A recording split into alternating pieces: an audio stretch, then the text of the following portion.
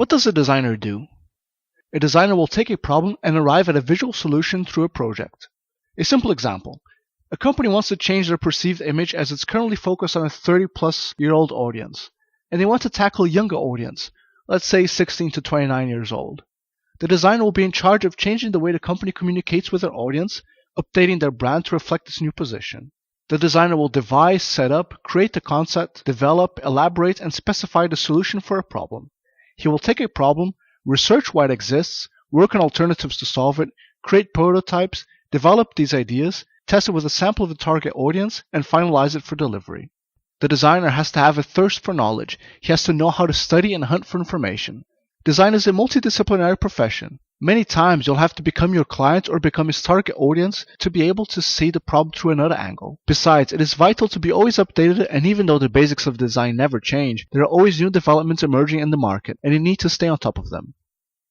Must the designer know how to draw?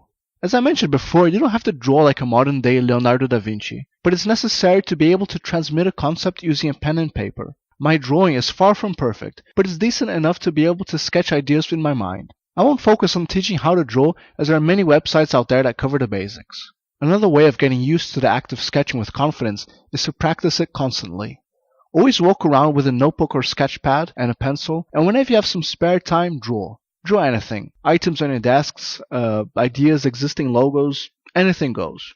Besides, being able to sketch out ideas really makes the creation process easier. Drawing a new alternative for a logo is much faster on paper than it is on a computer, for example. So what is design? With everything we've learned here, it makes it easier to understand what is design. Design is the communication of a message using form, lines, colors, and textures. This message must solve a problem, and for that the designer must create a project. And what is this project?